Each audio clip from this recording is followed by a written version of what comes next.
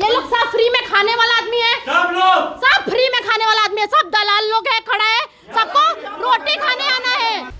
অসমীয়া দল সংগঠনক চূড়ান্তভাৱে অপমান কৰা এগৰাকী অনা অসমীয়া যুৱতীৰ গোচৰত প্ৰাক্তন ছাত্ৰনেতা শংকৰজ্যোতি বৰুৱাৰ হাতত হেণ্ডকাফ। দুধৰ্ষ অপৰাধীৰ দৰেই শংকৰজ্যোতি বৰুৱাক হেণ্ডকাফ লগাই বীৰত্ব প্ৰদৰ্শন অসম আৰক্ষীৰ। মুখ্যমন্ত্ৰীয়ে স্পষ্ট কৰিছে হত্যাৰ অপচেষ্টাৰ গোচৰত অভিযুক্ত শংকৰজ্যোতি বৰুৱা।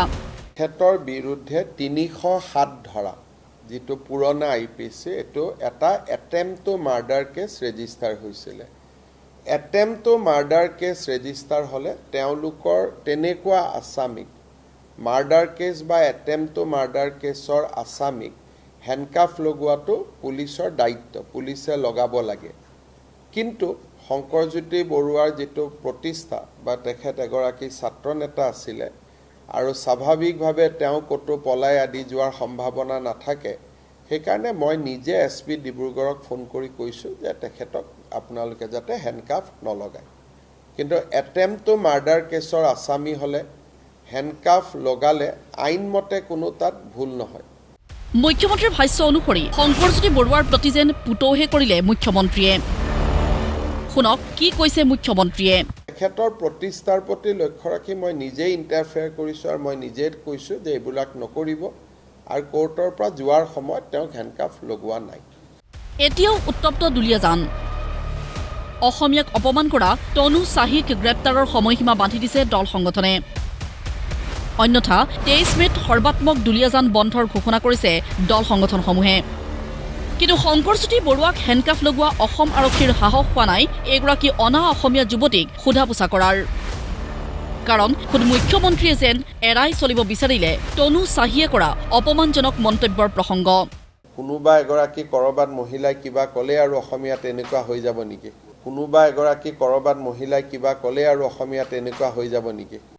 মুখ্যমন্ত্ৰীৰ এই বক্তব্যৰ পাছত ঘটনাটো কেৱল দুৰ্ভাগ্যজনক বুলি গা এৰাই চলিব বিচাৰিলে শাসক পক্ষৰ মন্ত্ৰী বিধায়কসকলেও। এইটো ঘটনা হৈছে, এইটো দুৰ্ভাগ্যজনক কথা। এইটো ঘটনা এনেকুৱা ধৰণৰ ঘটনা হ'ব নালাগে।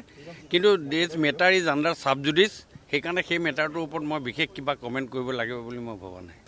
আইনৰ উৰ্ধতটো কোনো নহয়, কিন্তু কোন ধাৰামতে হেণ্ডকাফ লগাব নলগাব সেই কথাখিনি আইনে নিৰূপণ কৰে আৰু সেইমতে পুলিচে ব্যৱস্থা লয়। তথাপিও যিহেতু এটা অৰাজনৈতিক সংগঠনৰ আৰু অতি পৰিচিত যিটো আন সংগঠনে অসম আন্দোলনৰ নেতৃত্ব লৈছিল এজন প্ৰাক্তন নেতাক তেনেধৰণে হাতকেৰিয়া লগা কথাটো তেখেতে কৈছে যে এইটো ভাল হোৱা নাই আৰু নিজে তেখেতে হস্তক্ষেপ কৰিছে। অসমতে অসমীয়াক অপমান, অসমতে এগৰাকী ছাত্ৰ নেতাক চুৰ ডকাইতৰ দৰে ব্যৱহাৰ, ক্ষোভ প্ৰতিবাদ অব্যাহত। কিন্তু খিলঞ্জীয়াৰ চৰকাৰ বুলি দাবী কৰা চৰকাৰৰ বৰমূৰীয়াসকল এতিয়া নিৰাপদ দূৰত্বত অৱস্থান। বিপৰীতে অনা অসমীয়াৰ প্ৰতি দেখুওৱা দৰদৰ পাছত হয়তো বুজিবলৈ কাৰোৰে একো অসুবিধা হোৱা নাই। কিন্তু দল সংগঠনৰ স্পষ্ট কথা, তনু চাহিক ৰক্ষণাবেক্ষণ দিলে নহ'ব। অসমীয়া দল সংগঠনক কৰা অপমানৰ হ'ব লাগিব বিচাৰ।